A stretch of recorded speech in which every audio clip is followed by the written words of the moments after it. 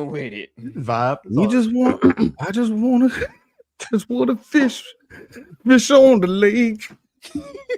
I just want to wear Wrangler jeans. Look, guys, if you want to be I just want to somebody, drive my truck.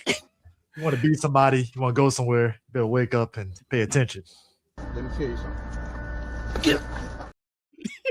Ladies and gentlemen, it's another Black History Month episode for 3 Black Geeks. Please subscribe. Please comment throughout the show. Please follow us for all of our content on 3BG.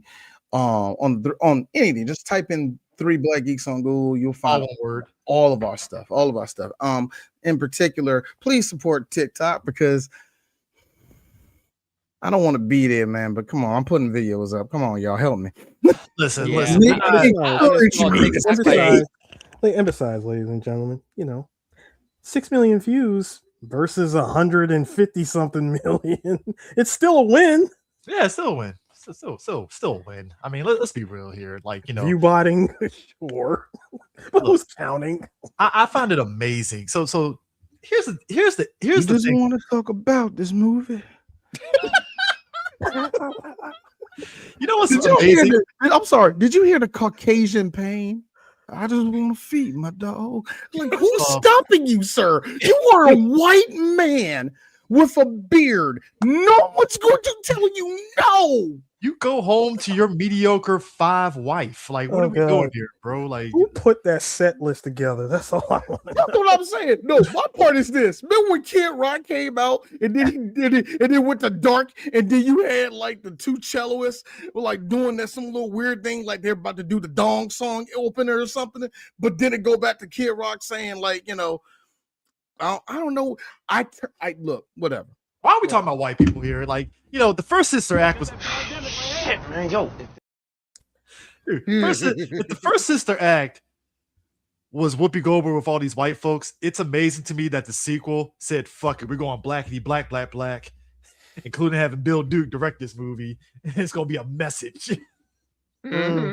I mean, in a sense, I like what Whoopi had told folks was that number one, I never liked none of these movies.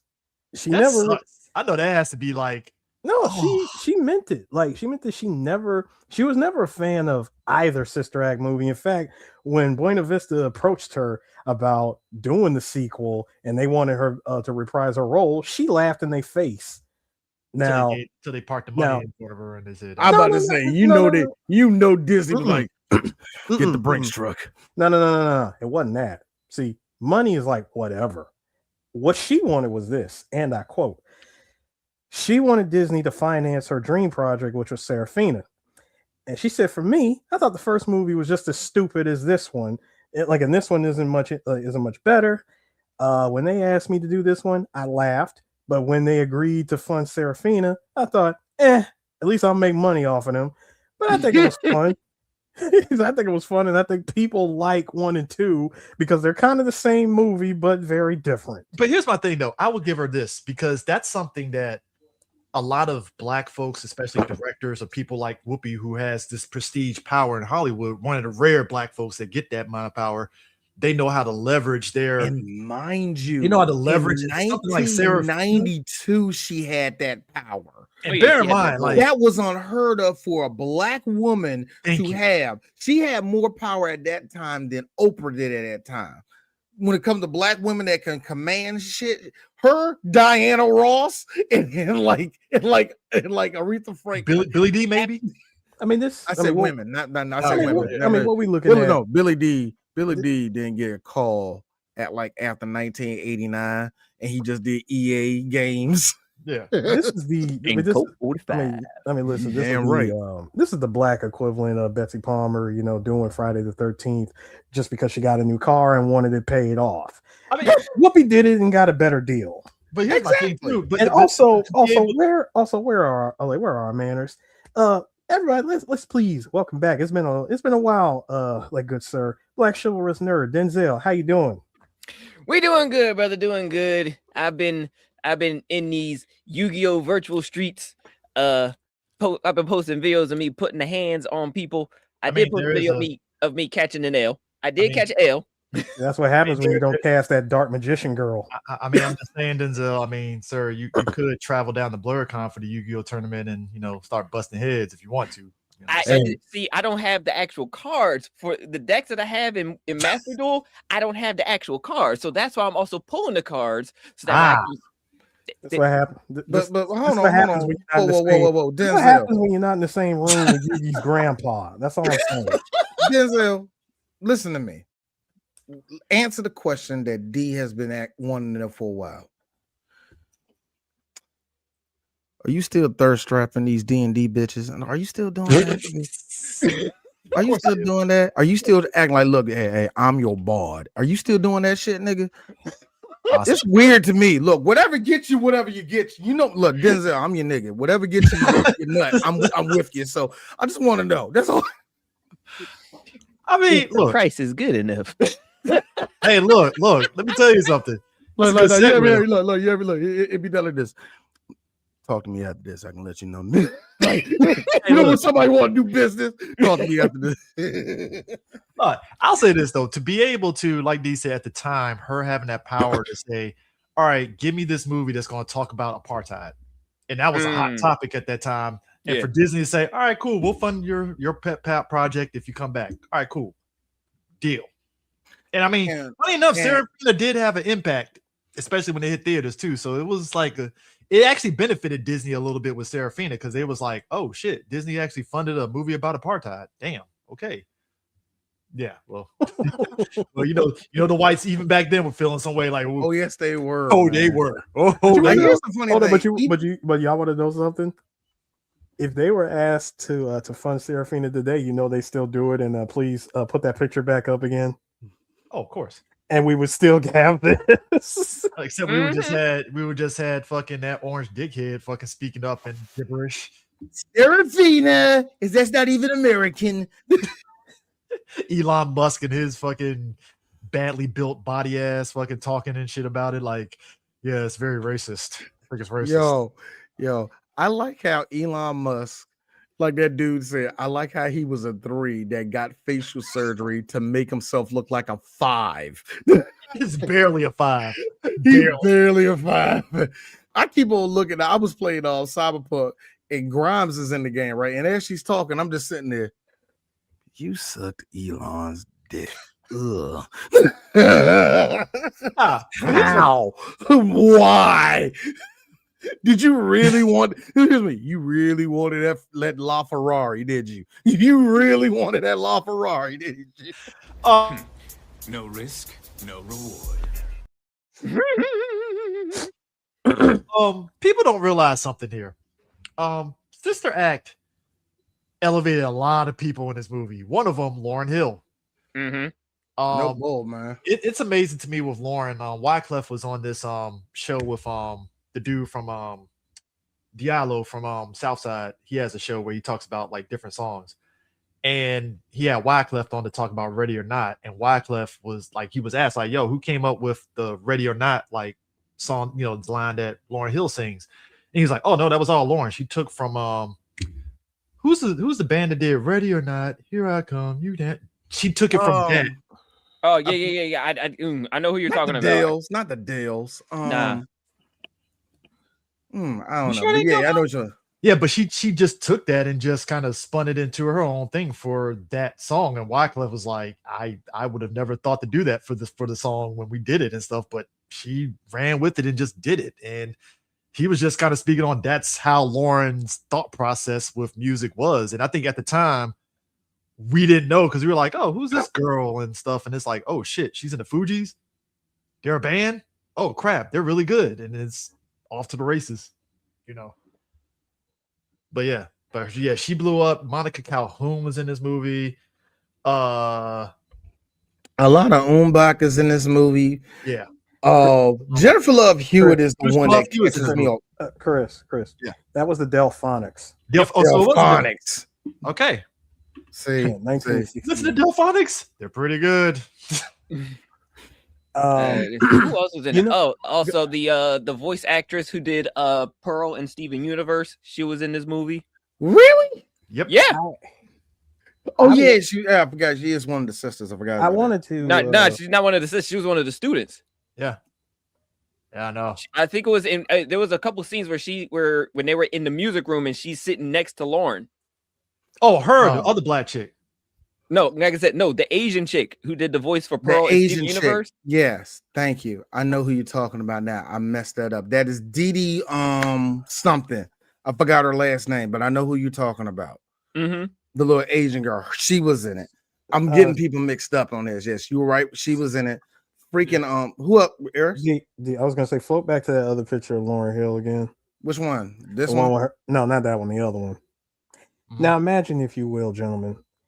God, look at the 90s, guys. Now listen, the performance from this alone was enough for her to she was noticed and offered a record deal by the KOP, the gloved one himself, MJ. Really? Yep. Wow. Just from this movie. But she turned it down because she was with the Fugees at the time. Yeah, because I think they were just starting out at that time. Mm-hmm. I was like, that's Mike was about to sign you.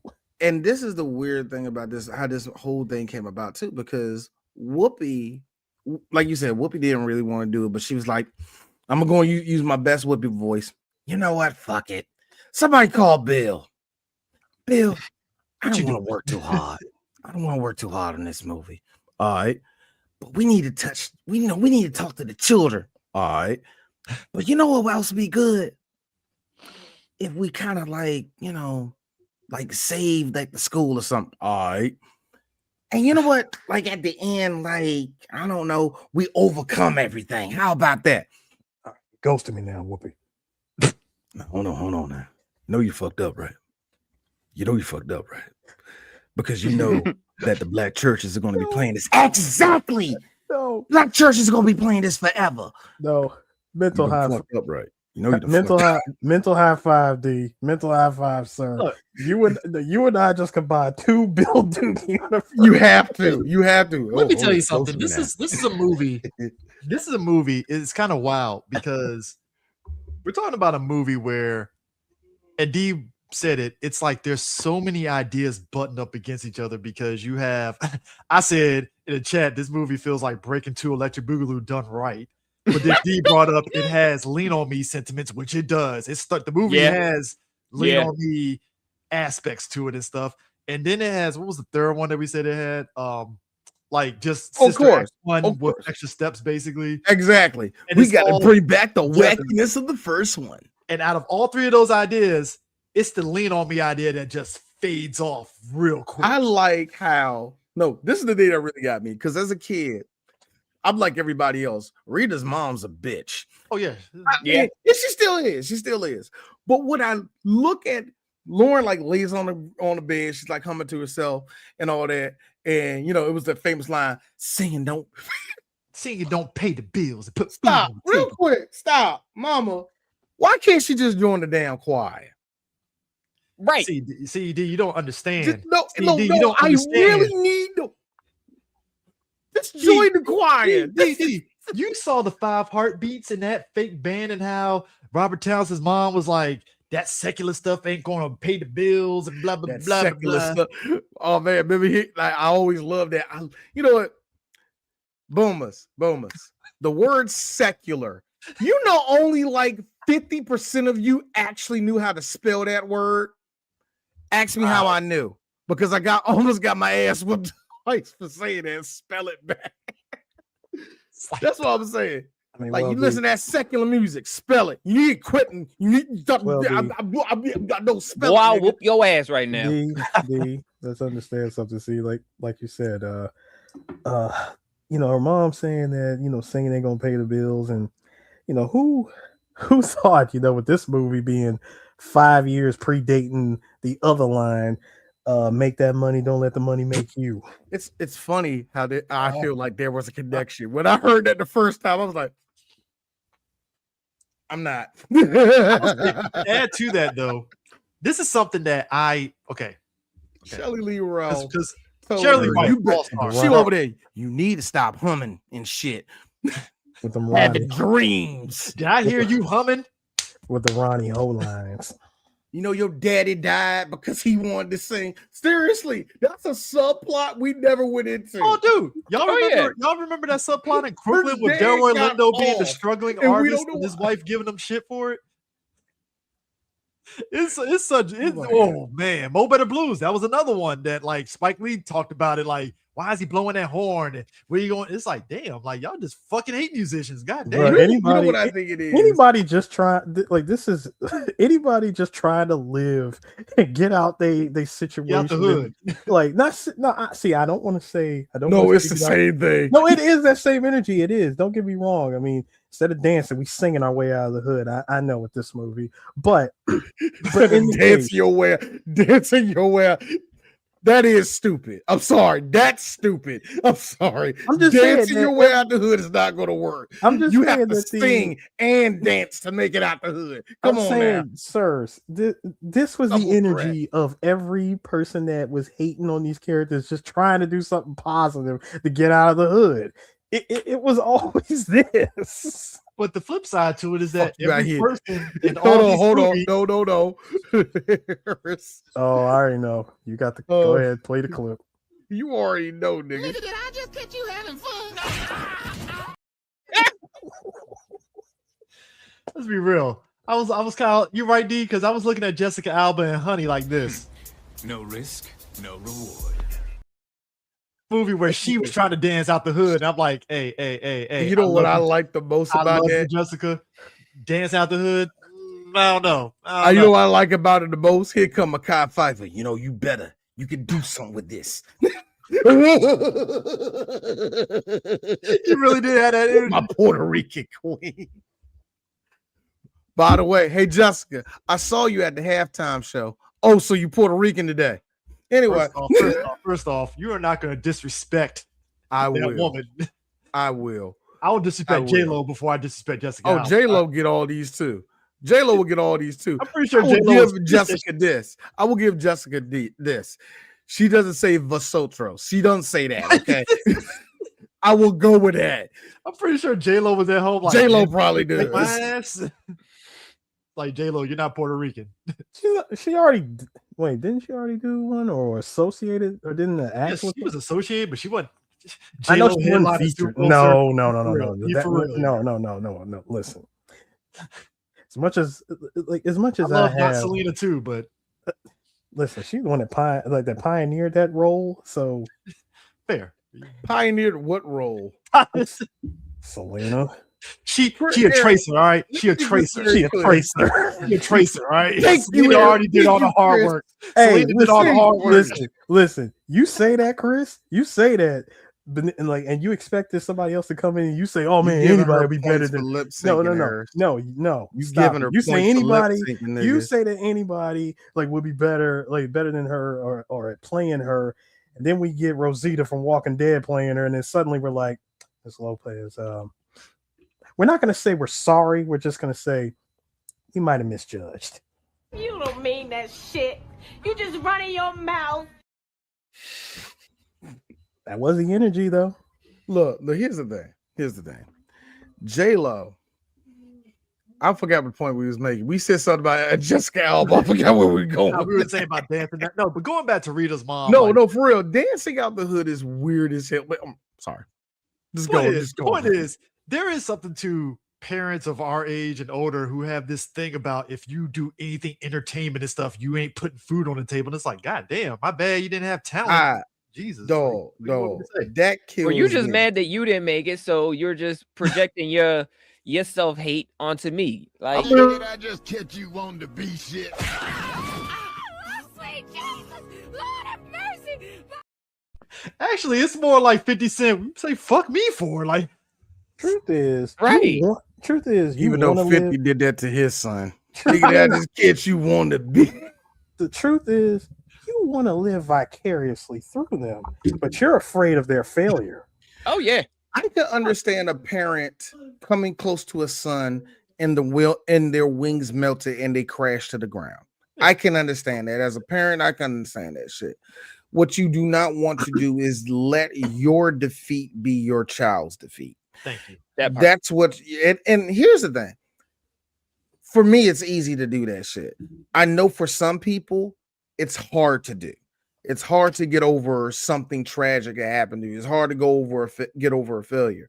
And sometimes, every time you look in the mirror, you see that motherfucker in your child's face. You hate that nigga. And you over there like, and you want to, I'm sorry, you want to leave and become something? I would give the movie credit. Hold on. Become something. Hold on. And be successful? How dare you? The nerve. The Now, unmitigated The gall. gall I of give you. the movie credit for a realistic of it though, because there is something how your parents will dish you for what you do, but then when they see some measure of success from it, they change the tune a little bit. They're like, oh, Now, Thank you. no, hold on. You was right with that first one. No, That first one. no. They like this. That first one was like, well, if you love doing it. And then the moment you get your first major deal, This is my baby right here. that's I why knew- they I knew- them up. yeah, y'all. It's crazy. I knew it all along. No, you didn't. What I tell you, I told Cheryl that you had all that talent. You just needed somebody, and you had the right teacher right here. You just needed someone to push you. Look at the teacher over there, like you hung the phone up on me so many times. Yes. I love my tried parents to to get to this child to do homework, and you said, "What the fuck that got to do with me?" I love my parents to death. Here's the kicker: 2016 San Diego, between my folks' friends saying, I saw your child on YouTube interviewing Batman, and then seeing me in pictures and everything else, their tune changed. I'm like, took you long enough, huh? You just thought it was bullshit and just. This is I will all right, give cool. CJ I will when he- give no, my dad no, this. CJ when he heard it. Thank you. Thank you. I will give my pops this. My pops is like, nigga, you wasting your time. My dad was like, you wasting your time. You sure, D? You sure? All right. He saw me and Neil deGrasse Tyson. And I've been waiting, baby. You know how long my dad, that when I was said my dad bragged to everybody. That photo, Nigga. No, it wasn't just the fact that we had the picture with Neil. It's the fact that it was me, you, and Neil being the only black people in that In room. the Niggerish room. people The in only that niggas goddamn in the room. Y'all know And the Key ever and since then, y'all know the Key and Peele skit of oh yes, nice to meet you. Nice to meet you. Hey, what's up, fam? it was literally that. It was that? you can hear Neil talking to someone else over there. Okay, yeah. Hey, what's up, guys? What's going on, man? You heard this clap like The he- dap. You Yeah, heard the he- loudest Neil dap deGrasse in the Tyson is world. 6'4". He is 6'4". So when he hit my hands, like, God damn, I forgot you from the Bronx, Sir, nigga. it was the We doing loudest. all this like I forgot you from the Bronx. I forgot about that. Sir, it was the loudest dap in the room. That's all I got. Bro, like, look, I'm just saying. Coons. So that's why They're I laughed. laughing. See, that's why I laughed at like when her mom sees her at the end, like, Mama, I'm sorry, I forged your signature and I lied. I'm sorry. Tevin won again. Yeah.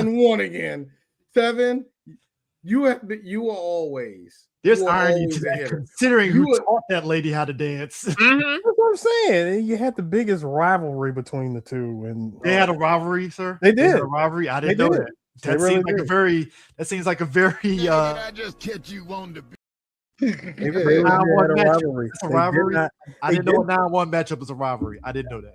Apparently it was. Apparently it was. I'm just going off of what I read. A 9-1 matchup. That's vet dancer to you. Dog. Chris, look. One was the fly Look. girl, and one was the teacher. Look, Chris. Why are you mad at her? Chris. No. Mississippi State was trying to talk shit to the Dallas Cowboys. You got look, man. They got a God chance. God They damn. got a dude. chance. They got a chance. I'm with Ferris. Like, why are you mad at her? No, I'm not. I do not like. You know the points I do give J-Lo, I immediately take them back because it's like, oh, that's cool, Jello. And I think, oh yeah, she forced herself to act like that. Never mind. Hey, look, Sorry. she already Fooled lost me me. when she was trying to cover a Whitney Houston song. I'm like, Prince is rolling in his grave right now with you trying to do that shit. I wish, like, I love it every time she You have tries to to go do and anything. resurrect that memory, Chris. I know. Why? I know. What Why? what errors? What Can I errors? just stay over here with On the Six and just leave that as like her only real accomplishment? Look, I like how James Coburn, like his character in this movie, like James like Coburn. my bad, Coburn. James I like how Coburn he is leans one of into my that, like he might say something racist and you're waiting for it, but it doesn't happen. No, because James Coburn is, to me, first off, one of the coolest white men that ever lived. Oh yeah, he is. Two, he is legit, actually one of my favorite actors. I love James Coburn. Of that age bracket? Of that age bracket, yes. Oh, yeah, okay. Of that age bracket, Okay. and I think if I would give it like a full-on like top 50, he's going to be in the top 20. I love James Coburn. You put him I really over do like Clint Eastwood. I like him more than Eastwood. Yes, I do. Okay, that's fair. Yes, I do. I like him more than Eastwood. And I'm not saying Eastwood ain't made better movies than him. Oh, hell Oh yeah. no, of course. But when it comes to the characters they play, especially in Magnificent Seven, I love James Coburn. Yeah. Mhm. But anyway, him in this movie to me didn't come off racist. He came off very what I like to call corporate Christian. Yes, I think that's probably where I mix it up. As Yeah, you know that we Christian, love yes. Jesus Christ here, but let's just be honest. Look at that collection plate, bro. No, tear this shit down. We about to make this. We about to make this a TJ Maxx, man. Come on, we can't. TJ Maxx. It's Like, gonna for be real. around forever. It's gonna be Look, do you know that the property value is going to go up, and it's still going to be It's a- owned? And it's a still going to be owned by the Catholic Church. It's a It's a win-win. TJ Come on, No, it's a TJ Maxx that's gonna be around forever. TJ Maxx. Harris. It It's could be the the fucking TJ Maxx. apocalypse, and TJ Maxx is there for your needs. Okay, good example. Over in my He is hanging off the hinge. Chris, Eris, the store around the corner from me, y'all two know about over here in Forestville. It's like that Burlington that has been up. No, man, that Burlington has been clutched and empty so many times. I'm gonna go to a Burlington right now and see It's what they got. clutched, and at the same time, you go in there. So it's just like a whole lot of Adidas's that are like size 20 Adidas's over here. Like, how did we get here? Jesus. There's a lot of baby clothes in like picture frames. What's going on? I will say this though, it's very real with that though, because if you think about like right now with real estate right now, right? It's stupid right now because anytime somebody sees open space, it's like put a house there, and I'm just rolling my eyes like, do we really need more houses? Like, what the fuck are we doing here? Like house, or they put a Chick-fil-A or Chipotle or I whatever. just like bullshit how there, that so. they just said straight up. Well, just to be honest, this land is more profitable as a parking lot. Which I'm is like- true, because I'm like, if you know San Francisco, parking lots are very lucrative. Very. Hey, look, so y'all got until I don't know, like next Tuesday to get the band together or some shit. I don't know. Y'all figure it out. Clock is ticking. I thought you was clock is ticking and you're brown, so it's rapidly. I mean, that goes two ways. It's on that. rapidly moving. Oh man, look, I'm just saying when he said they're gonna turn into a parking lot, I was like, yeah, that's real. They ain't some like 80s wacky, goofy fucking bad guy. That's some corporate capitalist shit right there, like parking lot. Well, Chris, if I may, if they were to still take that same attitude, they would say, "Yeah, we're gonna make a parking lot for a data center." It is. If this took place, Sister Act 3 is gonna be a data center trying to take over the come school. on, y'all. We gotta save the school. We need from the being a extra data room, so center. we're making a parking lot for a data center that's already here. This is exactly, folks, why I said. All right, movie- Eris, you mean to tell me that the church is surrounded by 2 data centers? Yes. And all right, we have to Yes. tear down. We have to tear down the church. Why you gotta tear down the church for? Why? So you can make another data center? No, we need a parking lot. This summer, Disney brings you back. I want people to understand something. So When I compare There's this, enough space to compare make this it. movie- The church alone has enough space to make a parking lot. when I compared this movie to Breaking 2 Electric Boogaloo, there was a period in the 70s and 80s, and I even extended to the early 90s where there was plots for very cheesy feel-good movies where they gotta save a school or save the community center or save the church or save something or the park from like these greedy capitalist constructioners and all that stuff, right? Breaking 2 had the most bare thinness of plots. We got to save the community center, but how can we extend this into a fucking 90-minute movie? And oh God, it was the most barest of thin plots. So when I said Sister Act 2 was a better Breaking 2, it's like, yeah, because you had some meat in the story at least. You know, you had some meat on the bones. Yeah, a lot of meat on the bones. You had better actors, and it was just better all around. Breaking 2 was just like, so we're just gonna see Ozone and Boogaloo just do dances impromptu for no reason. All right, cool, I guess. Right. Cool. Sir, we got Turbo going like dancing on the ceiling. Which to me, to this day, that scene holds up. It still holds up. Most people would think that's AI now. No, that's real. That real. is legit Hollywood magic. If you ever get a chance to look on YouTube on how they did that scene, it's dope as fuck how they did that. When you when you get a camera to be stationary and the room itself is rotating. Yeah, that is cool, yeah. Like to be able to do that at the time, to just say, all right, we ain't gonna do no special effects, so we gotta figure out some way to do this shit. Like, but again, past that, why the fuck were they dancing in the hospital? Why the fuck, like, just all these weird decisions in Breaking 2, but Sister Act, it was just, I want to know why. we know what the through line is, cool. I want to know why Shabba-Doo kept eye fucking the camera. That's what I want to know. Because that's what he does. That's what he does, sir. Put some respect on his name. All right. It's either Adolfo. It's either Adolfo. that. With the Adolfo. The It is either that. It is that nigga. When you say Adolfo and you see his mustache, you be like, Adolfo. You're an Adolfo. First of all, y'all know for a fact he's either gonna be doing that or he takes one good drag on that Marlboro before he starts busting out all the dance moves.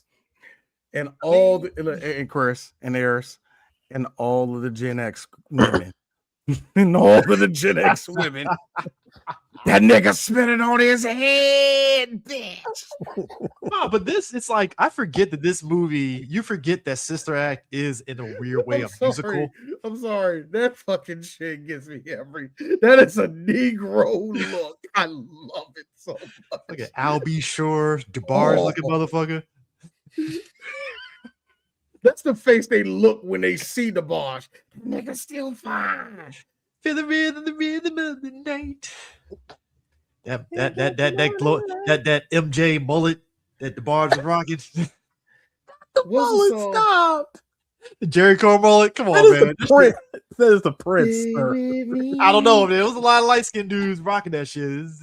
Throw a rock at a fucking board and you'll hit one of them. One of them gonna have it. Yeah, it's gonna be a grease stain on the back of the. I thought you about to say the rock has a grease stain on it. Okay, hold on. I need this for a regional thing because I know in Maryland I only seen them probably a couple times, but they were some country ass niggas. Hey, Denzel, through all your life, how many jerry curls, authentic jerry curls, have you seen up there in the Philadelphia area? Oh boy. Oh my God, that's not a good thing. That's not a good sign. Which part of Philly? Right. Are you serious? Listen, Chester in the early 90s. Yeah, they still had some cats like coming to the barbershop, still having their Jerry curls. Right. I remember going to churches and cats still had their Jerry curls. Preachers still had Jerry curls. And it's like, okay, why is his hair sweating?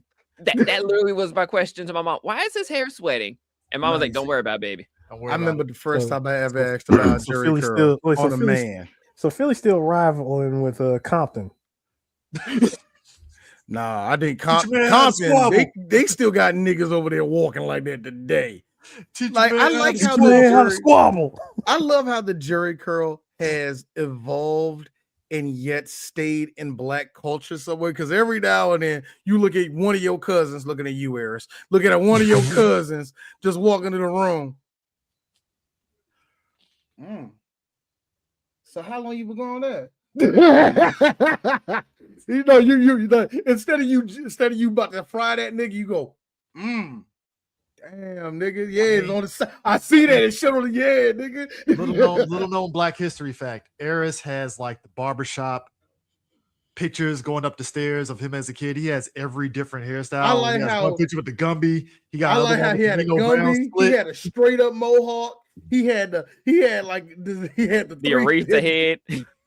You know the one picture of R-Truth that was actually a barbershop picture. Yeah, he got one like that where he's like this. It's like, yo, I was like, yo, Eris got all the barbershop shits. First time I went to Eris's place, I saw that shit. I was fucking cracking up because I'm like, all of us, our parents had pictures of us as babies on the wall. It's there. His parents had the fucking starting five lineup of all his hair. I'm like, bro, you the only child too, nigga. Oh my god! So of course they gonna be. No, and y'all gotta understand, it evolved when I left. And oh, really? No, it did. Remember when I left and I went to Japan? Yeah, I pretty much went and bought every DLC hairstyle because you really did. You really did. You tried braids for a little bit. No, I had dreads.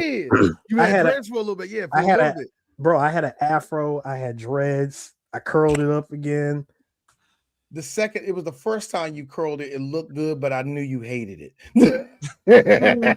No, it was the first time you did it when you was out there in Japan. The first time I thought you hated that shit. No. I loved it. Oh, really? I don't know. I always took an Eris with that hairstyle quick. He must have hated that shit. No, it was the brutal Japanese summer. I wasn't ready for. As you see, ladies and gentlemen, nigga hair is still nigga hair, no matter what part. Oh, it is. What part of the world you in? Heat is not good for this. Really y'all, I think it was that one summer when I came back to visit for Otakon. I noticed that not Otakon, sorry. When I came back for San Diego, I looked in the mirror and I was like, "Oh my god, my hair is legit brown." Yeah, my hair is like dark brown too. So I hated that. Hey, listen, that was when I hated it. All right, but I like. But the thing of it is, so like I said, they gotta save the school. But like seeing all the kids again, my man from City High, he's the one that's like the Hotep. As everybody said, the hotel. Mm-hmm. Every 90s black needed a hotel. Because you gotta understand Black Power. You gotta understand the early 90s that we're part in the 2000s. I'm around about like 2003 to 2005, around that time, and 2016. 2015 and 2016. Great years for niggerdom. So yes, he's going to look like that. Like somebody that's an extra from Arrested. Incredible years just to be a black person. You know what I mean? He's like an extra from Arrested Development and shit. Like so, he's like going to look like your boy. No, he's going to look like your boy. He was in the background of the Mr. Wendell video, right? No. Look at this nigga. Look at this. Take me to another place, ass nigga. Hold on to your dreams. To the sky, ass nigga. No, he got a silk kufi. That is dope. That's the knitted joint. This is either knitted or crocheted kufi. I think it is a crochet one. Gentlemen, that right there is referred to the male kufi. You know what? Now I just figured it out. Yeah, Bobby a man. I just figured it out now. I figured it out. Hey, Chris, I figured it out too. He looked like he about to say, for the evening. I'm just saying, guys. Come my way. I just figured it out. BlurCon, all three of us just need to rock a kufi for no fucking reason. And just be overly blackety black. So we just come to there it is, like right that. there. That's what you want us to do. That. Hey, yo, Chris, I see you. I see you too, my nigga. Is that what you want? Pretty much. Try and get it like you, bro. Try and get it like you, man. Gotta look like black Israelites. Do you know Do you know that I hate the Black Israelites? And then hold on. This is why I like black people though, because I don't like them niggas, and I see them all marching at once as one, and I see them wearing that purple shit. Here's me. That shit does look dope. I don't. I ain't gonna lie. Israelite. I don't know. I ain't gonna lie. Shit clean.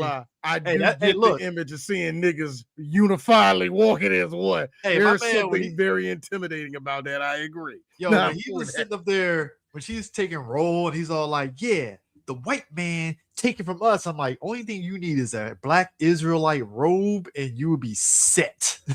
He was right to say. He was right to say that, because look at the wigger in the front room got on my nerves this whole movie. I hated how only in the 90s, when they get a whole they get a band of bad kids. They got the one white boy who can inexplicably just rap.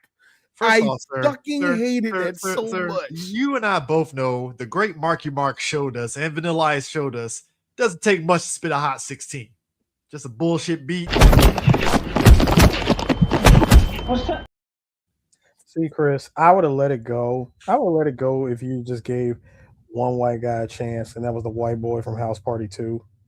You chose. He's a legit rapper, and you chose Marcus. You chose Marcus. No, you chose Marcus from Boston. That's why you got punched. First off, my man from Young Black Teenagers actually knows how to spit and raps.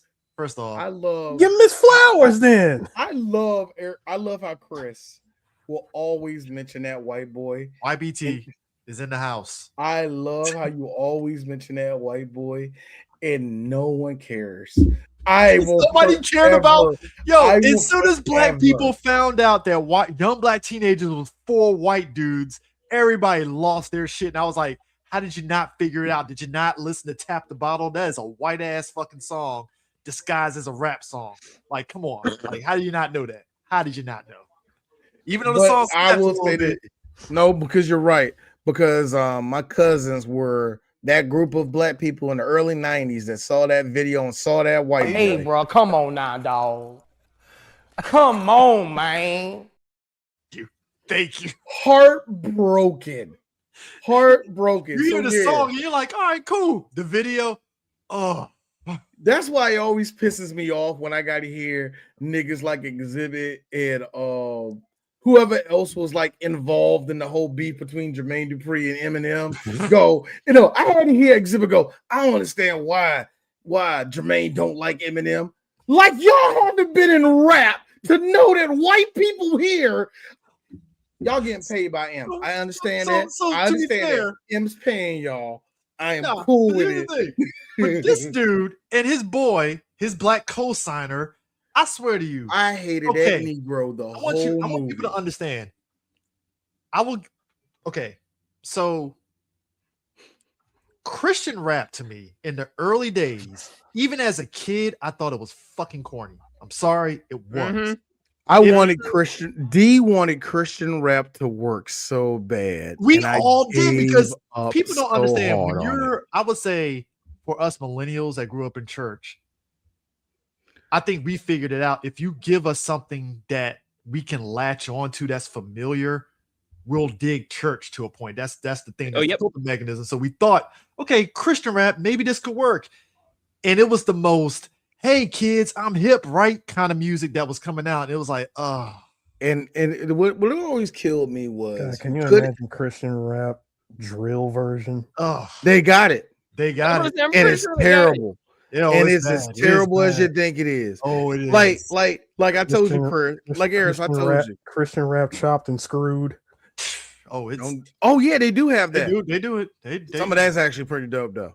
Because there's like a Ty no bullshit. There's like a Ty Tribbett song. They put it all is chopped and screwed. It kind of go. But we're talking about 90s Christian rap, not 90s. No. 90s rap. All right, I can say this, and this is just me being as fair as possible. Number one, it's hard to bring Jesus into rap without making it overly messagey. Like overly is going to be very heavy. I just made a video about it.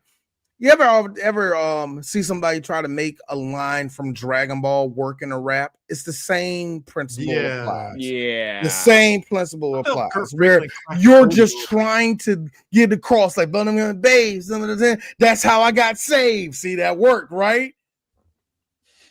Yeah. Kirk Franklin is the only one I feel cracked the code to kind of figure out how to do it. But not feel it was corny. It was like, oh, this is actually all right, cool. That's not unfair. That's a little bit unfair to say Kirk Franklin, because Kirk Franklin had to break the little, not just the stereotype. He had to break the little thing, the little code of the church wants you to stop, make no song sounding like that. And what Kurt did was like, no, I got the sauce to do it. I got the money to do it. I'm going to do it. And he did that defiantly for years. Oh, yeah. And yeah, it cost him only on a little bit, but for the most, when I say cost him, I mean like the people that left him. But the long term, Kirk Franklin is one of the greatest artists of all time. Period. Crossing all genres, he's good at that shit. But a lot of Christian music gets restrained. So you bring in rap. Rap is like, the pastor that's giving you the money to produce that. It's like, you better not say the word damn hell, or about that time you saw that girl and you thought to yourself, I don't want her to. You got control. Yeah. The best example, one of the reasons why I don't really fuck with a lot of Christian music is because I saw how they put the mufflers, they put the silencers. And we call them silencers when you cover a girl's breast. They put the silencers on CeCe Winans, and they did it to Yolanda Adams. Mm-hmm. And when they did it to Yolanda, it was worse, because Yolanda, remember her first big single? I forgot the name of that joint. Joy, was it Joy? I think not Joy. I forgot the name of that joint. It's gonna hit me after we get off the show. But that was our first big single. It was almost crossover. She was young, this young girl in her late 20s. She was ready to go. The men liked her and all that. You showing a little bit too much leg. Yeah. And you know what? That song's a little bit too sexy. You need to bring that on. You like I think Yolanda's best song is when she was singing like that, and everybody's like, her voice is a little bit too sensual, and her music got kind of muted off of shit like that. Mm-hmm. And it happens to a lot of Christian artists. So, but you didn't do this to rap. But when they see these two, sorry, real quick. This last thing I say, Eris, imagine Kendrick Lamar with no talent trying to make a Kendrick Lamar song, and then given the task of putting Jesus in it 4 times. So Dax. Oh goddamn shit. All right. I mean, number one, Denzel, you kind of beat me to it on that one. I'm sorry.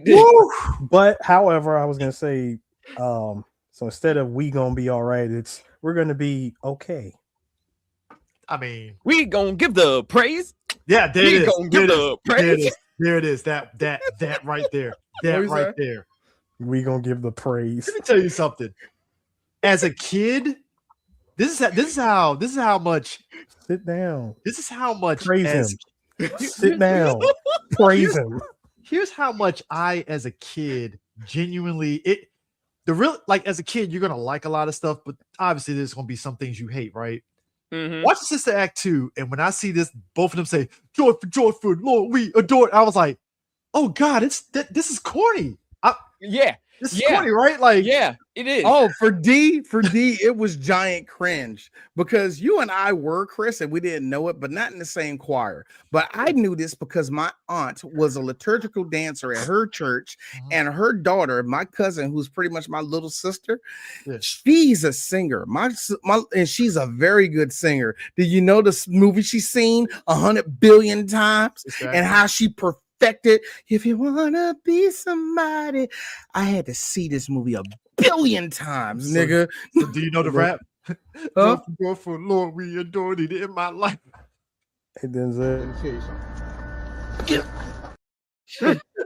when I heard joyful, I'm like, Lord, we adore. And then I got mad. Denzel, I got one more for you. Mm-hmm. Sit down, pray, stand up, pray. Oh God. Wake up, Pray. Harris, I'm off Now- you on your shoulder when I see you. Bible. It's When I see you funny. in person. When I see you in Bible. person, it's gonna be your shoulder. Like, what the fuck? Hey, Eris, it's fine. It's funny. Okay. Do y'all worship? Pray. Now, I knew, fading, I knew some fading. dudes that been living in churches all life. Oh, Like, God. Instead of them Oh. saying faded at the end, worship. worship. I hate. Yo, Hold on, that's hold on, my- Eric. But hold on, Chris, real quick. There is a song. Okay, y'all know the Taylor Swift song. Shake, shake, shake, shake, shake. Yeah. Shake it off. This movie. Yeah, this There's a movie was Christian was- version of that song. Of course there is. And it's one of the most corniest things in the world. And I had to look it up. I'm like, how did it go platinum? D. Because here's the thing. I think we It's the- forget it's the too. Taylor Swift clone song, and it went. I'm like, white folk ain't got. No, I forgot. We got a thing for that. Seem like white folk ain't never had a bright idea in their life. D, listen to me. Since you mentioned Shake It Off, the music video references the movie. Yeah. And here's my thing. Like, but my thing is this. Anyway, Shout out to the Swifties, I guess. And that's what I'm saying. Good Being for them. in the church, good for all. Good for them. if you were raised in the church, there are things about Sister Act 2 that does hit you. So, like I said, the dude's rapping.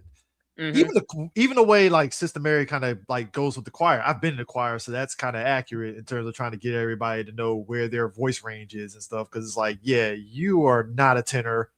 Get your ass in soprano. Like, what the fuck are we? So it's just all that, and then also the student interaction with the teacher, obviously, because hey, Hey, yo, teacher, what you gonna teach us? Hey, yo, we don't know about all that singing stuff. this is a bird course.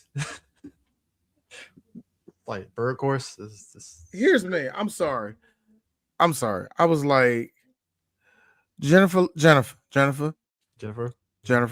Why you Shout out trying to to be her. badass? Why are you here? Why are you here? First off, Shout out to Jennifer being in this movie.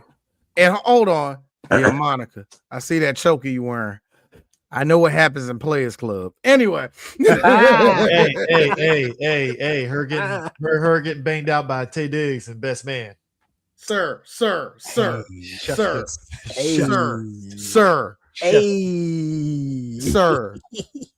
she had cancer at the second one, so you can't. First of all, that was a dirty move in the second movie. They were like, give her cancer. We gotta soften the blow in the last movie. I'm like, yo, why give her cancer? What are we You doing? took the man's wife away. Thank you. It's like you took her off. You the took board. that man's wife away. Morris Chestnut when he found out. Hey, to be fair, that was his look when he read that book and was like, That's what I'm saying. Dude this read the book. motherfucker. What? I swear there's like two. It's two. They weren't. Well, it's a movie and a TV show that have that same kind of revelation. It's Morris Chestnut, like in this scene, and your boy Hank in Breaking Bad when he figured it out. Oh yeah, he's sitting on the toilet. Read the book. Meanwhile, I like how he on the toilet reading about how his wife is getting piped. Meanwhile, in the background, Take it down, take it down, take it He's down, over pass. there. Take it down, take it down, take it down, pass. he's over there just Hey. reading, hey, getting hey, enraged. This is why I love this is why I love Terrence Howard's character, because I would have been the same way. Like, I mean, you were kind of finagling around, so turnabout's fair play. I'm just saying. Me and Eris. And all, Karma.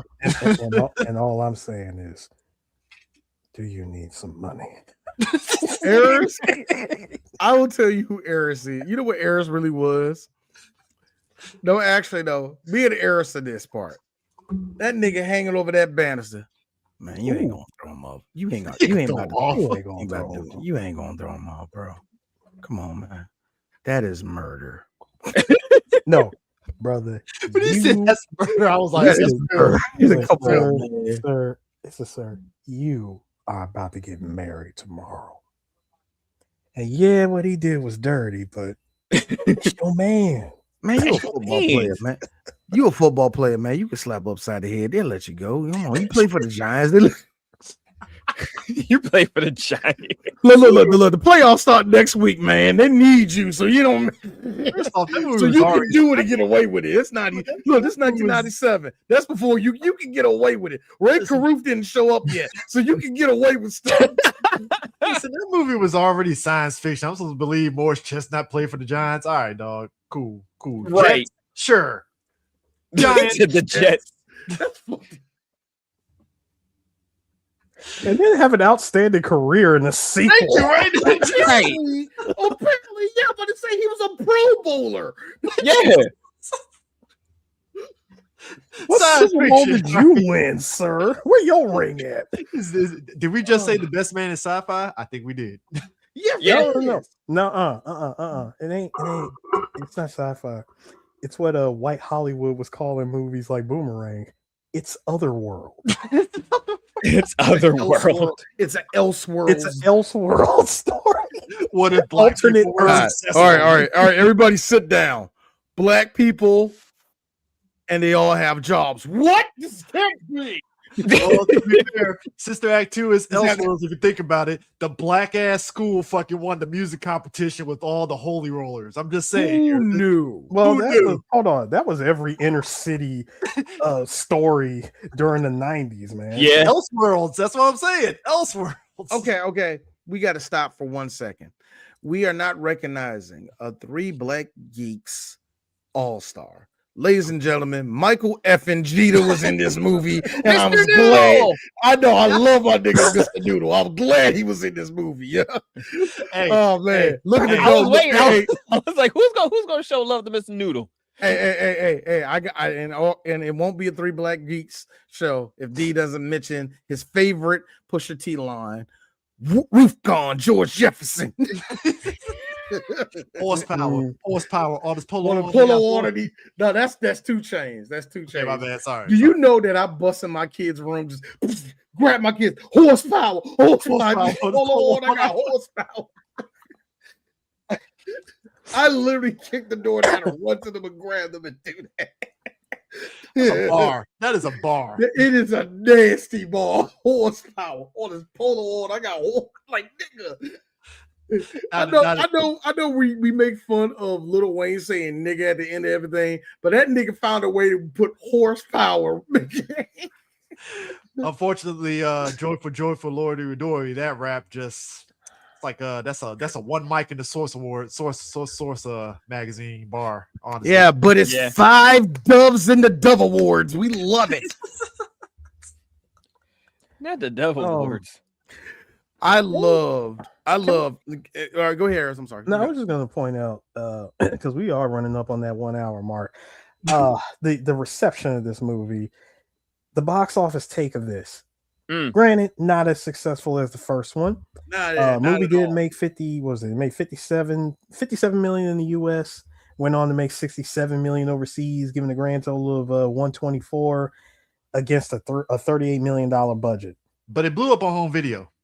No, it gained a Phoenix down on home video. Well, again, let's look at the time period. This is 1993. So yeah, that's a time period where even if your movie did mediocre to bad, sorry, Cutthroat it's still Island, a cult. you didn't benefit from it at all here. It's still a cult following of a movie. But I'm saying the home video market, because that was the thing that, to me, that's the thing that got black folks on board with the movie heavily, was the home video market. Exactly. But not just the home video market though, Chris. The fact that I think this aired on TV more than the first one did. TNT. And that's the part I wanted to add in, because of that part right there, Eris.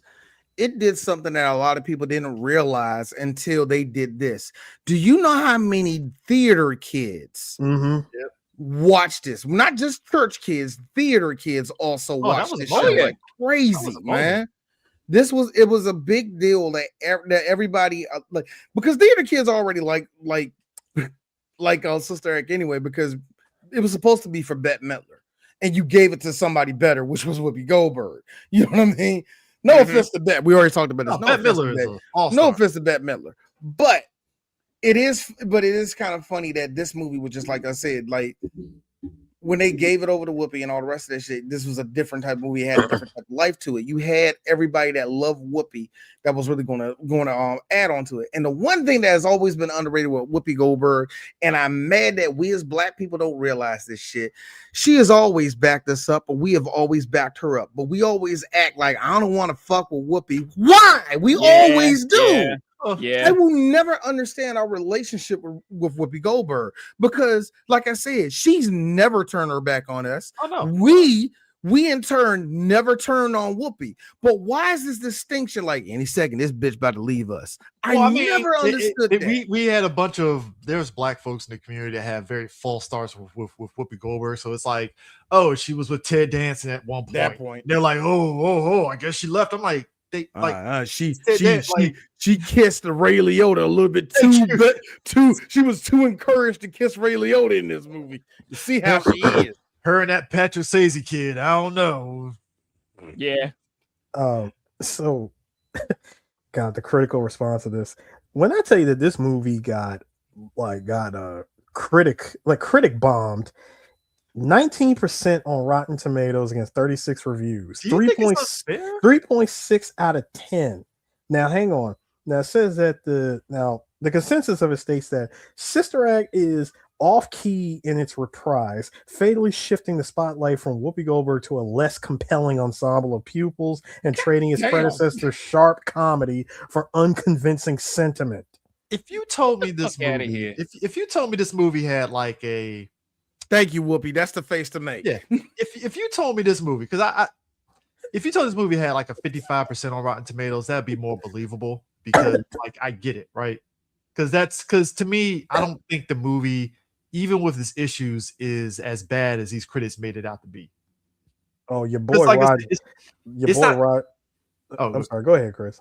No, but it's like because even like you said, we about to say the whole thing with Roger Ebert's quote. Mm-hmm. It's like, okay, he said the first movie was good, but then he said this one was very pedestrian. And so I get that. Because like I said, again, the whole movie is like, we got to save the community center, the school.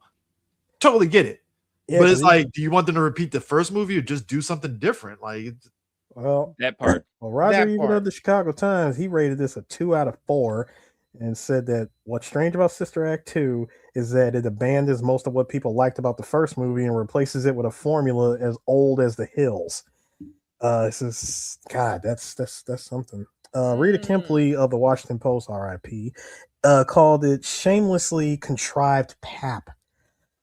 That's what I'm like. I feel these are fighting words, man. That's what I'm saying. Because remember, this is during that time. During that time, I gotta be real.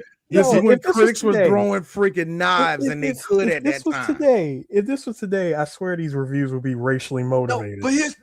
People. I want to be real. Roger Ebert almost gets close to that line because when he said it abandons what most people liked about the first movie and replaces it with the formula, I'm like, oh, too many black people, Roger? Is that what that is? Forget. Is that what we doing, Roger? Oh, hold on. Stop. Y'all forget who normally used to always rate the black movies fairly and high, which is Roger Ebert, and you forget. Until his dying day, he was piping a black woman. Well, of course, not his dying day because he was like invalid and shit, but you know what I mean. Mm-hmm. He's my hero. I can talk about him. He's the reason I'm here. That's cool. Roger Ebert and Jay Sherman are the reason why I want to become a critic. Don't do that. I just feel people were. I just felt the critics were way overly harsh. Like it's not terrible. Because back then, Chris, and this is something I'm kind of learning. Back then, they were fighting what we are seeing right now, and we're sick of seeing, which is the corporate interest taking over any movie and all that. Exactly. And they were fighting against studios that wanted to pump the movie full of advertisement and full of everything. So a lot of those critics, anytime they see laziness, they was on it. And here's the thing. No, I'm fine with that. Yeah, and here's the thing. And as much as I love Roger Ebert, if you read Siskel stuff, Siskel was I don't know what crawled in his vagina, but that nigga hated everything. He hated everything. The reason why I always like Roger Ebert, because he was a bit of a prick, but when you look at it, it's like he has a standard. And I get where his standing is. Cisco was where, well, I saw this movie and it just made me feel awful. Like, who would watch this? Because I love how straight and yet gay he was. I used to love that about Cisco. Think about this, gentlemen. I mean, like you said, they were fighting against corporations, fighting against studios and whatnot. Think about the number of sequels to movies that are so unnecessary. Like taking up theater time. Taking up theater time. And I'm talking about on a level of, look, your first movie was fine. Yeah. Why is the sequel here? Yeah, your sequel, like, it's fine, it's good. Honestly, this is just a story that you could have went with, as an original, but you chose to do this first story instead, which was fine with the ending that you gave it. Was it necessary for you to put out 2 to 3 more sequels? Yeah, and that's my thing with unless that was the plan. That was my thing. Like with Sister Act 2, it's like I'll always sit there and go back to it. It's like, all right, if you're gonna do a sequel to this, what does that look like? So it's like, as much as like the viewers at the time could not really be linked to, I mean, that is true too. Point. Yeah, that sounds like something Bill do. But my thing is this too. Like, I think it's one of those things. Like, if you do Sister Act 2, as much as the plot is very been there, done that, it's like if you were going to do a sequel to Sister Act 2, at least it made sense, I guess, in this direction, because it's like, all right, we have to find a reason to get Sister Mary Clarence to get back in the robes again and do her thing. And it's like, all right, well, we need you to help teach these kids at this school music. Teach the youths. All right, cool. Because you used to go to, and her character used to go to that school. So it's like, okay, I get it. Connection, history, yada, yada, yada. So but it's just she's no longer hiding. Cool. She's no longer hiding from the mob, huh? Yeah. That being said, though, even if I put it on, all right, Bill. Even if I put it on that level, if they can't connect with it, I can connect with this. I can. It still ain't a great movie, bro. That's it. And I'm being real. This is a very, very good Disney movie, which on the scale of being critical doesn't have to be freaking Shakespeare. It doesn't have to be Avatar. It doesn't have to be Terminator 2. You know what I mean? It could be just as good for what it is. And yes, it crosses all the check boxes for what makes a good Disney movie. And yeah, I can't get mad at this. You know what I mean? Yeah. And on the fact that this has a bigger following than the first one, and the first one was a monster hit. Oh yeah, and it needs and it was the reason why I wanted us to do it, because it needed to be respected as one, because it is. But let's just be real. Everybody knows about this movie. Maybe it's because of Lauryn Hill. Maybe it's because of Whoopi Goldberg. Who knows? But everybody that knows this movie comes out of it saying, yeah, I've seen this bitch a billion times. Yeah. I mean, look, like I said, Tevin said it, ABC Family ran this movie into the ground. They ran it into the ground. But like I said, there is something to be said about what it resonated to the community. Because like I said, you look at the first movie, let's just be real, white folks ate it up because Whoopi Goldberg teaching these white ladies how to sing and be hip and all that stuff. And then you go into 2 and it goes straight into, all right, diversity. Yeah, it's off the white people. That's why very genius of you, Mr. Duke, to give the white people a faith by making the rapper white. Kept the white kids around there too, and that was another good thing. He even gave a nod to the first director who passed away, but he gave a nod to him in this movie. You want to know where the nod came from? The nod actually goes back to his famous movie, which is Dirty Dancing. Yeah, and remember at the end of that movie where he went over the where baby's dad came over there. He's like, "You look beautiful out there," and he hugged her and all that, and it was a big moment. What happened at the end of this movie? Rita and her mom. Mama showed up, and it was a big. I knew girls who cried to that scene because they had a bad relationship with their mama. Hopefully y'all got over it. Hopefully. Look. So. Even that right there, if that wasn't a nod, Bill, I know it was a nod, and that was a good one. I like that. You know what's sick? Cheryl Lee Ralph is hitting that like black don't crack because it's kind of crazy how she looks like here in this movie. Granted, yes, you know she's a little younger, but like it doesn't seem like there's a big shift to what she looks like. There isn't. It ain't like, in all due respect to her, it ain't like Jennifer Lewis, because I told you the first movie, when we did the first movie, Denzel, I'm sure to shame myself because I was like, oh, who that one? Come on, titty. Let's go. Jennifer Lewis. Now, unlike some guys that go, Auntie, D doesn't do that because I wasn't molested. So, trauma, laugh.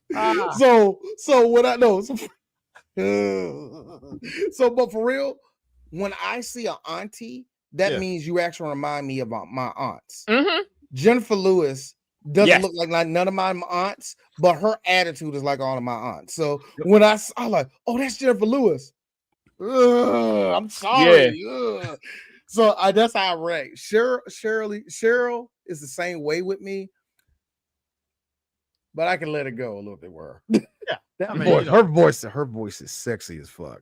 Cheryl still got a sexy ass voice. She's like 79. She still got a nice ass voice. I love it. You heard the firmness of her voice telling Rita, "You're not going to be a singer," and I heard a lot of my face with that bullshit. Hey, Chris, when she said singing don't pay the bills, tell her what else don't pay the bills. What else don't pay? Denzel, it was on a level when I had headphones on and I heard that radio interview that Kamala Harris had, and I'm like this. Hey, yo, Kamala, stop talking, baby. Whoa. Why you getting close to the mic like that? Go ahead, baby. Hey, look, Montel Williams saw the vision. It ain't quiet storm hour yet. Hey, madam, you're supposed to be telling me about taxes, not making me hard. What are you doing? I will lower your taxes. Whoa. Man, that made it worse. No, hold on. I support Israel. No, it's still there, actually. Wow. Hey, look, hey, Chris. Fuck me, right? It's like, D, are you taking APAC money? Maybe.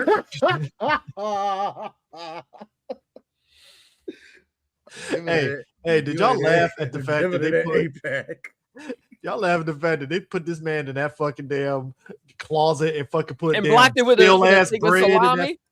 Was that bread or was that salami? I don't know. That was salami. I thought it was salami, man, because I thought that was like the little thing, with the German. Look, my man said that was for dessert, and I'm like, so you eat meat for dessert? Pause. But like resume. And resume. But like, so we just stuffed that in the door. How stale, first off, is that meat or bread or whatever the fuck that is? Again, it still sounded bad when you said it. No, resume. He said what he said. I'm just saying, how stale was that item that you can just stick in the door? I know. I'm sorry. I bullied Chris. I'm sorry.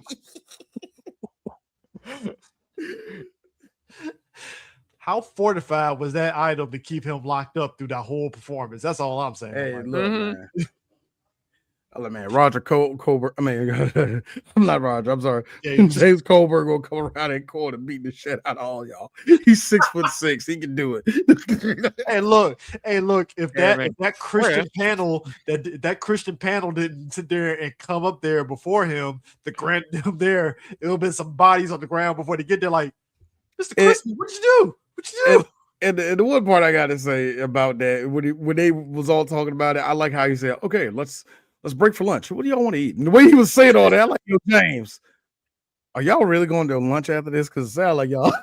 Give me a turkey club if you're gonna go out there. Also, shout out to what's that actor with the glasses that was driving the van, Otto Raddick and shit. Yeah, him. I forget. I love him, man. Every movie that he said, cool. He was the. Actually, we talked about him in Bushwhacked. He was the original troop leader in Bushwhack before. That's what's the name? Oh God, he was in this freaking movie. Yeah. God, damn! Now I gotta find a freaking thing. No, it ain't that. I like how Robert Pastorelli just got a check for being in the movie for like 2 minutes. How that works. Is it Brad? Nope, not him. That was. Was it Thomas Gottschalk, Father Wolfgang? No, Brad Sullivan. Actually, that's Brad Sullivan. Okay, Brad Sullivan. There it is. Father Yeah, Thomas. Father Thomas. Yeah, Brad Sullivan. Brad Sullivan. It's kind of ironic. We did his last movie, which was Bushwhacked. Yeah, he was the accountant in the Untouchables. He wasn't even Untouchables. Good That lord, man.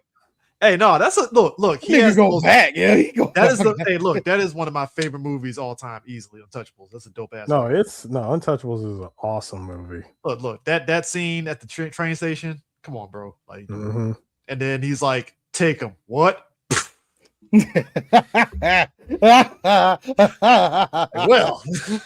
Well, that's it. That. Hey, Chris, Al Capone with the baseball bat, though. Hey, why have we not done Untouchables? We need to. We like that's like again, and this is not a bad thing. No, this is Black History Month. Untouchables was one of those movies that I really wanted to do for a long time. And it's just one of those things like, oh my God, we never did it. That's what it is. It's Untouchables. We just never find. I want him dead. I want his house burned to the ground. Like yeah, I know. I want his family dead. He took that motherfucker. What did he burn that nigga with? I forgot what happened. I forgot what. See, now I gotta watch that. Also, 45 minutes, boys. Another funny moment in this movie that I did laugh. The sisters all about to sing and stuff, and the one chick on the organ didn't have her fucking ear thing up and stuff. She's like, "Yeah, turn it up, turn it up. Are we good?" Also, and last thing I gotta say. I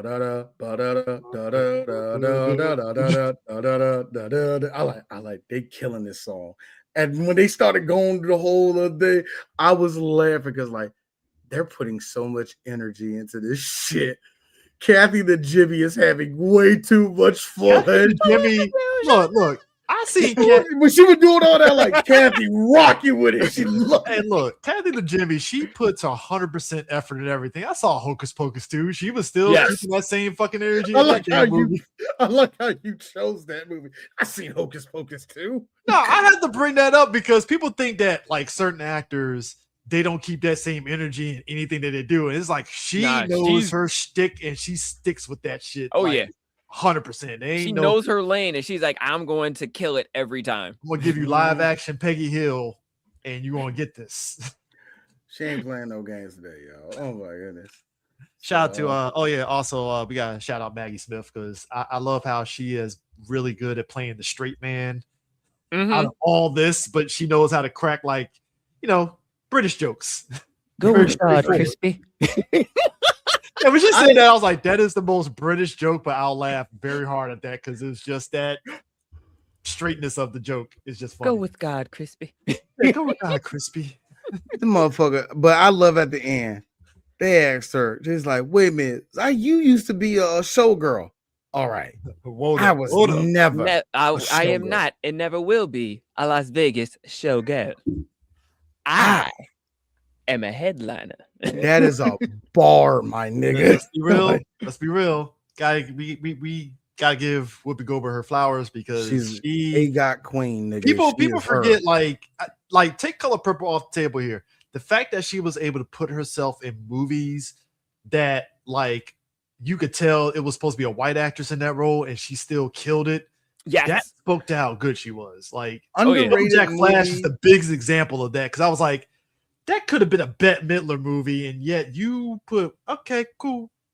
That's like the second movie I said I felt they could have put Bette Midler in and it will work the same too. Mm-hmm.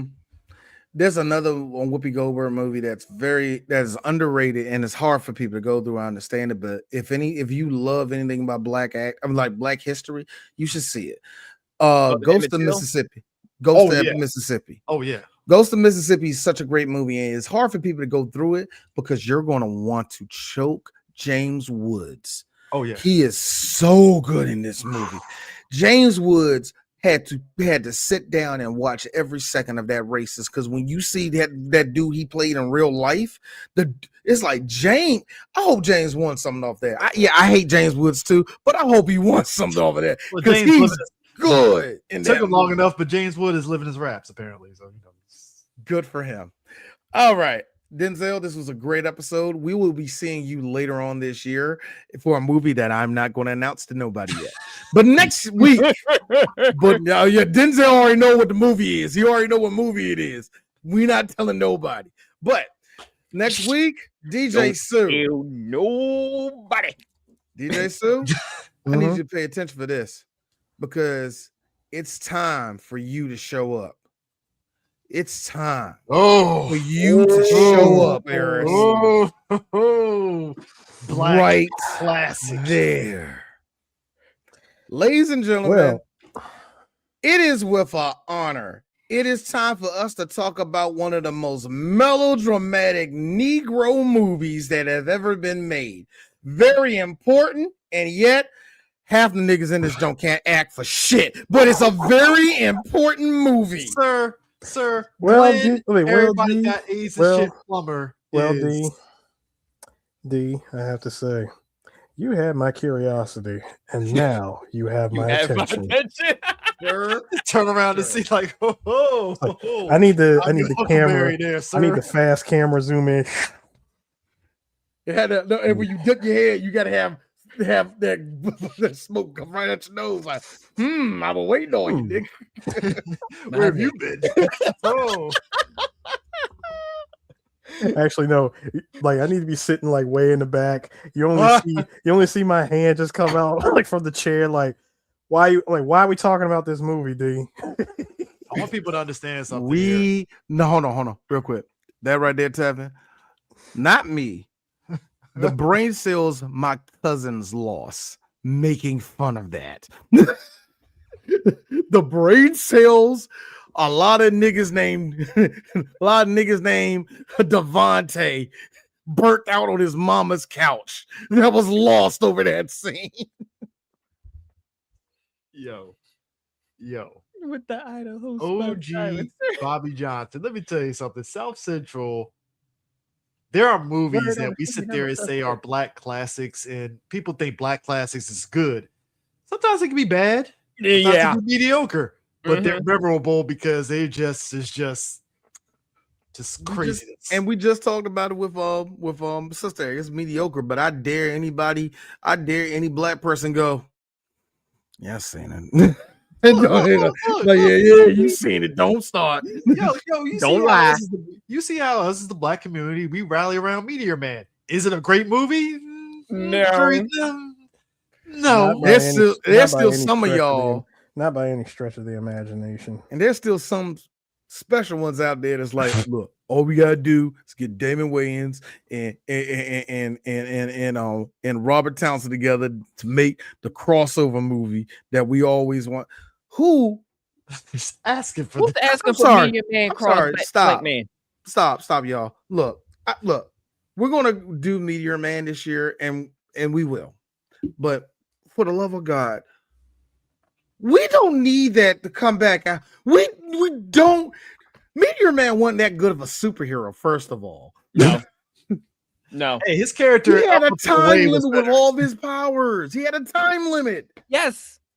His character, like I would dare say 5 minutes. I would dare say something like that. I forgot. Robert, I would dare say, it was worse than that. See, it was Eddie Griffin who kept figuring out his powers, like more than Robert Eddie Townsend. Griffin figured it out. Let me finish. Hold on. He finished. Like, not only did he figure it out, he told him, like, every time you use your powers, it drains you. Remember, every time he used his powers, my man would sleep. He needs a whole day of sleep. I feel that when we watch this movie, I feel like if I watched it, when we watch that movie again, I'm going to find Robert Townsend and go, so you just didn't want to look for Dwayne McDuffie, did you? You just didn't want to look. You didn't want to look for somebody that knew what comic books was. There's a reason why I feel when he did Up and Away, that was the better movie than what Meteor Man was, but that's because you have Disney dollars backing you a little bit. So Disney dollars, and he actually had conversations with some black comic book writers. That part, yes. Robert Townsend. I like how Robert Townsend read 3 Superman comics when he was 12 years old and said, I know what superheroes is. I'm mad that that's what he did. Look, next week we're supposed to be talking about South Central. South Central. It was one of those movies where it was a combination where it was parents was like, oh, this is the serious black movie. We got to show this to everybody. And I remember there was a section of black people that was like, we don't need to talk about this movie. Because I think some of the stuff that they showed in it at the time was very strong. I wouldn't say so much vulgar, but it touched home a little bit. But that ain't the reason. That is not the reason why. I figured out the reason why. Half of the niggas in this movie really can't act, and I'm not even being funny about it. It is some of the most horrendous acting ever. Now here's the thing. People don't know this. I didn't know this until like I hit high school. South Central is actually based on a book. Really? Yes, it's based on a book by this high school teacher that taught in South Central LA. Now, here's the thing. When you watch the movie, it's like, yeah, this sounds like something that a teacher that lived in South Central LA would write. 100%. It like just the whole idea of all you gotta do is stand up to the drug dealer. It's respectability black politics, and considering this is based off a book, it makes sense. Mm-hmm. So yeah, that is it for Sister Act 2. And yes, Eris, you want to take us out? Yes, I will. We will see you all once again.